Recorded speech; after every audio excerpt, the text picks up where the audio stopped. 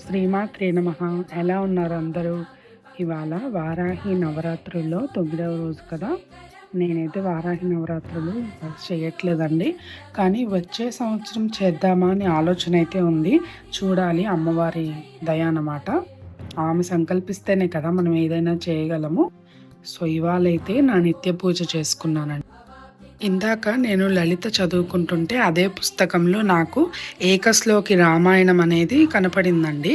అధౌ రామ తపోవనాదిగమనం హత్వా మృగం కాంచనం వైదేహీ హరణం జటాయు మరణం సుగ్రీవ సంభాషణం వాలి నిగ్రహణం సముద్ర తరణం లంకాపురీ దహనం పశ్చాద్రావణ కుంభకర్ణ హరణం ఏతది రామాయణం.